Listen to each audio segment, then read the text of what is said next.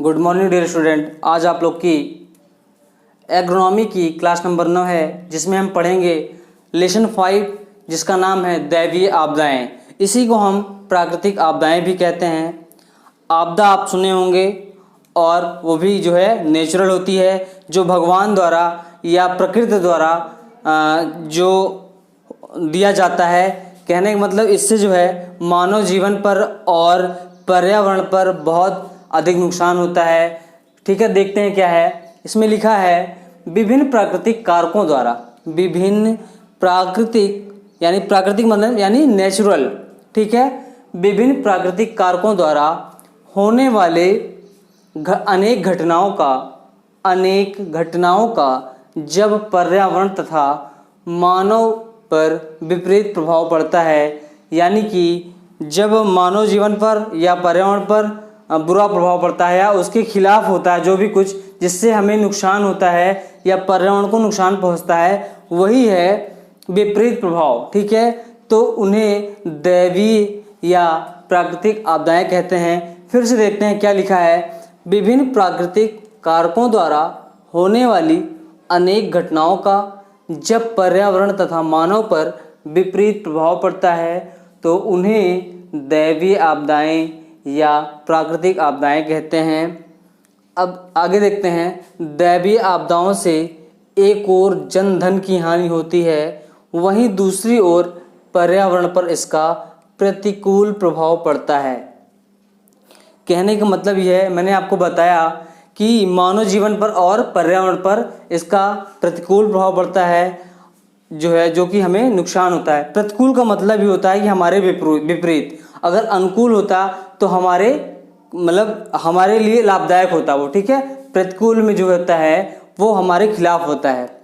जैसे अब दैवीय आपदाएं में क्या क्या आती हैं, तो इसमें है जैसे बाढ़ आ गई, अतिवृष्टि हो गई, सूखा है, अनावृष्टि है, उपल वृष्टि है, भूकंप है, बिजली गिरना, चक्रवात, भूस्खलन इत्यादि।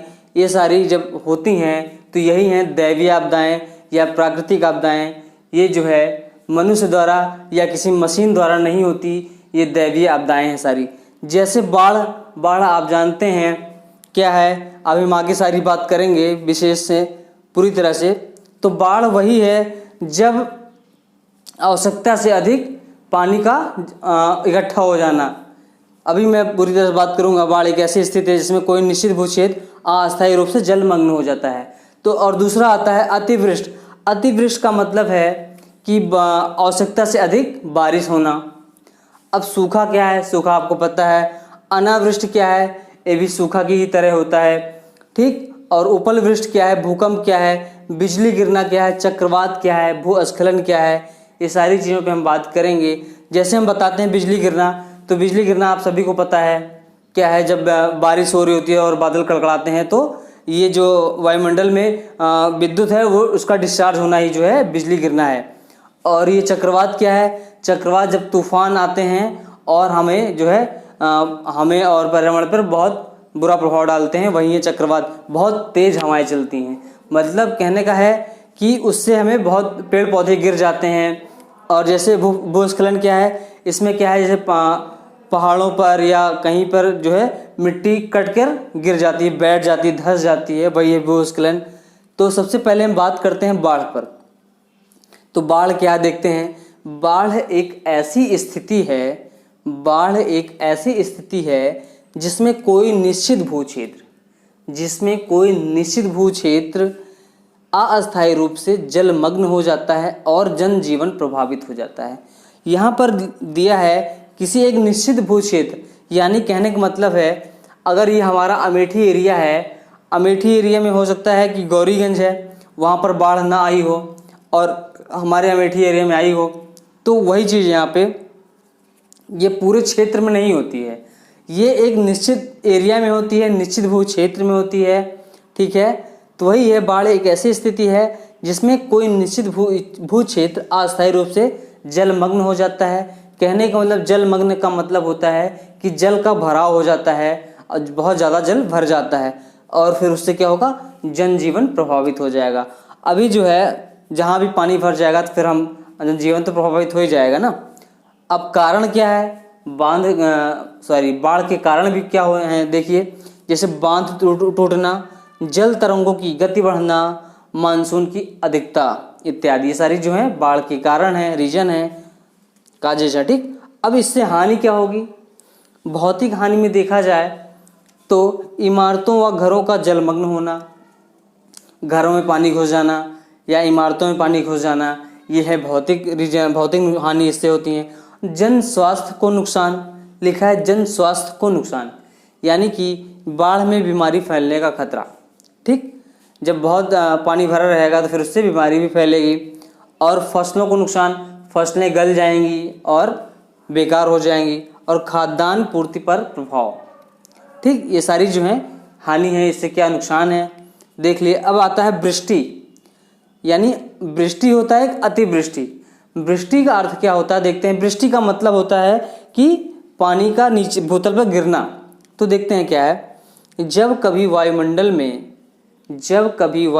में विद्यमान जलवाष्प संघनन के पश्चात तरल या ठोस किसी भी अवस्था पर भूतल पर गिरते हैं तो वही है वृष्टि, या इसे वर्षा भी कहते हैं। ठीक है, भूतल पर होने वाली वृष्टि कई प्रकार की होती हैं।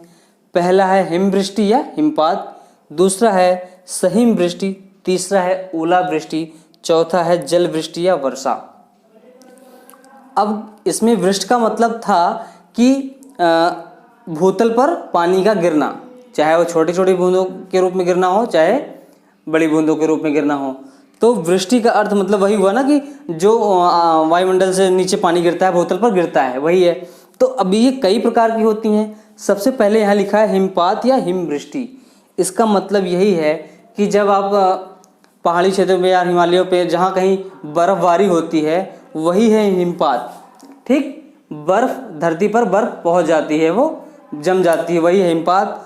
और सहिम वृष्टि का मतलब है कि बारिश के साथ साथ बर्फ जो है गिरना, ये हो गई सहिम वृष्टि।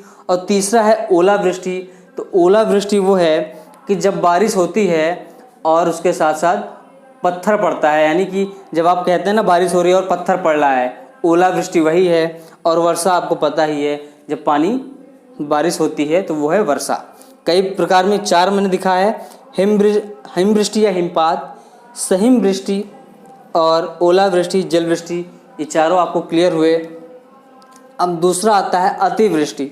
यहाँ पर अतिवृष्टि का मतलब है आपका कि बहुत, मतलब कहने का मतलब वृष्टि में था पानी का भूतल पर गिरना, और यहाँ पर अतिवृष्टि यानी अति का मतलब बहुत ज़्यादा, कहते हैं ना अब अति कर दी हो तो वो हो गया अतिवृष्टि, पानी का जमीन पर बहुत ज़्यादा गिरना, वही है अतिवृष्टि।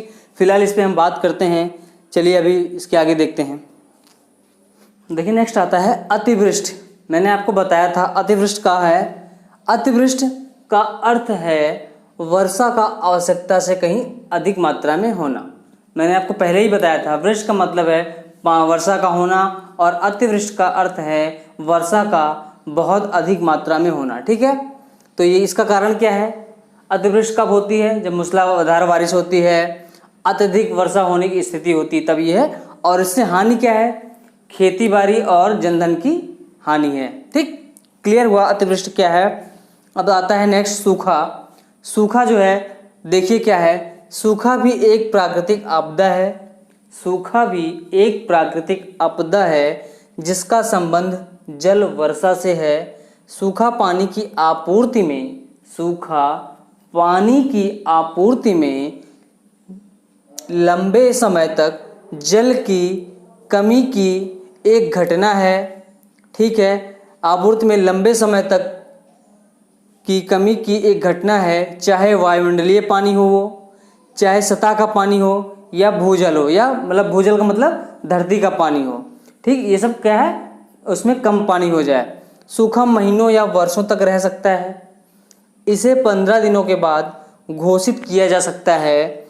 सूखे की वजह से कृषि पर काफ़ी प्रभाव पड़ सकता है और स्थानीय अर्थव्यवस्था को नुकसान पहुंचता है।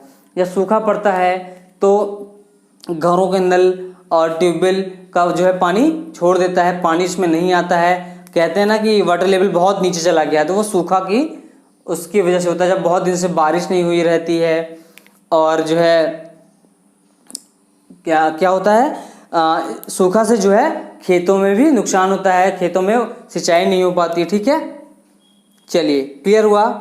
अब आता है अनावृष्टि। अनावृष्टि भी जो है सूखा की तरह है। देखते हैं, अनावृष्टि का अर्थ वर्षा का ना होना या बहुत कम तथा अनियमित मात्रा में होना। वर्षा की अनियमितता के कारण फसलें बहुधा सूख जाती हैं।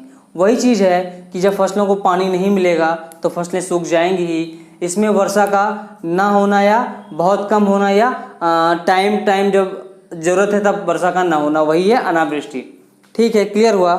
अब आता है नेक्स्ट उपल वृष्टि या ओलावृष्टि। तो इसमें है हमारा कई बार मेघों से जमी हुई, कई बार मेघों से जमी हुई, यानी मेघों मतलब पहाड़ों से जमी हुई जल की बूंदों या बर्फ की गोलियों की वर्षा होती है। बर्फ की गोलियों की वर्षा होती है। जमी हुई इन जल की बूंदों या बर्फ की गोलियों को ओले कहते हैं। जब आकाश से ओलों की बौछार होती है तो उसे ही उपल वृष्टि या ओलावृष्टि कहते हैं। ठीक है, ये इसमें जो है खेतों को बहुत नुकसान होता है, जैसे धनिया हुआ और सरसों हुआ या गेहूं की खड़ी फसल में जो है ओलों का बहुत बुरा प्रभाव पड़ता है। ठीक है, इससे बहुत नुकसान होता है और प्रोडक्शन घट जाता है। ठीक है, अब आता है नेक्स्ट भूकंप। देखिए भूकंप क्या है। भूकंप साधारण भाषा में देखा जाए तो साधारण भाषा में भूकंप का अर्थ है भूमि का कांपना या पृथ्वी का हिलना। जब भूकंप आता है तो क्या होता है, धरती हिलेगी या कांपेगी, यही तो होता है। ठीक, अब देखिए भूकंप एक ऐसी अद्भुत घटना है जो बिना किसी चेतावनी के घटती है। ये जैसे बिजली गिरना है, बिजली गिरती है तो चड़क धड़मक होती है, लेकिन भूकंप की स्थिति में ऐसे कोई कंडीशन नहीं है कि आपको पहले से पता चल जाए या कोई चेतावनी मिल जाए कि भूकंप आने वाला है। ऐसा कुछ नहीं होता भूकंप में। ठीक है, भूकंप एक ऐसी अद्भुत घटना है जो बिना किसी चेतावनी की घटती है और इसमें जमीन का भयंकर रूप से हिलना और इसमें जमीन तथा इसके ऊपर मौजूद संरचनाओं का बुरी तरह से हिलना शामिल है। जब भूकंप आता है तो पेड़ पौधे गिर जाते हैं और घर गिर जाते हैं और जो है खेतों में बहुत नुकसान पहुंचता है। कहने का मतलब भूकंप से बहुत अधिक हानि पहुंचती है। ठीक है, हानि तो सभी चीज़ें दैवीय आपदाएं से हानि पहुंचेगी जब कोई चीज़ ज़रूरत से ज़्यादा हो जाएगी। अब ये भी दैवीय आपदाओं में भूकंप भी आता है, इसका जो मेन मुख्य है भी, जिससे भारी नुकसान होता है। ठीक है, अब भूकंप से बचाव का तरीका क्या है। अगर भूकंप आ जाए तो सबसे पहले क्या करें। सबसे पहले तो हमें क्या करना चाहिए, घर में टीवी हो या बाजा हो या जिसे रेडियो कहते हैं उसको खोल लें और जो भी समाचार में बताएं उससे बचने के लिए या जो भी हिदायत बताई जाए उसका पालन करें। और दूसरा है समुद्र तट या जो है समुद्री एरियो से या निचले स्थानों से हट जाएं, क्योंकि उससे क्या होगा, अगर भूकंप आएगा तो उसकी लहरें जो है बहुत ज़्यादा आएंगी, फिर क्या होगा, बड़ी लहरें आपको पानी के बहा सकती हैं। ठीक है भाई, भूकंप में क्या होगा, पानी की लहरें बनेंगी, बहुत तेज़ी से आएंगी, फिर क्या होंगी, आप उसमें बह सकते हैं। नेक्स्ट है पेड़ पौधों से दूर रहें, पेड़ पौधे गिर सकते हैं। ठीक, पानी, गैस तथा बिजली की स्विचों को बंद कर दें। ठीक है, जो भी स्विचें हैं सारी बंद कर दें और सिगरेट ना पिएं तथा माचिस ना जलाएं, सिर्फ टार्च का यूज करें। ठीक, अब आता है नेक्स्ट क्षतिग्रस्त छोड़ दें, क्षतिग्रस्त घर छोड़ दें, क्षतिग्रस्त घर छोड़ दें, या छान छप्पर वाला घर है या पुराना घर है या जो है जिससे मतलब कहने का मतलब डर हो कि ये घर गिर सकता है, मजबूत ना हो, वो घर छोड़ दें। इसीलिए जो है अब देखिए घर जो है बिना नक्शे के पास नहीं होता है और भूकंप रोधी घर बन रहे हैं या कोई भी बिल्डिंगें जो बन रही सारी भूकंप रोधी बन रही, जैसे भूकंप आ जाए तो कोई फर्क ना पड़े। ठीक है, ओके क्लियर। चलो ये लेसन हमारा आज कंप्लीट होता है दैवीय आपदाएं का। इसमें हम पढ़े हैं क्या क्या पढ़े, भूकंप पढ़े, ओलावृष्टि पढ़े, उपल वृष्टि पढ़े और जो है सूखा पढ़े और अनावृष्टि पढ़े, ये सारी चीज़ें हम पढ़ चुके हैं। बाढ़ पढ़े। ठीक है, इसमें बहुत ज़्यादा कुछ खास था नहीं, वीडियो बनाने का कोई मतलब नहीं था, लेकिन फिर भी हम आपको बना दिए वीडियो आप, जिससे आपको आसानी रहे। बाकी आप सभी चीज़ इसमें जानते हैं। ठीक है, फिर आगे मिलते हैं नेक्स्ट डे नेक्स्ट क्लास में। आज के दिन सिर्फ इतना ही। Thank you class.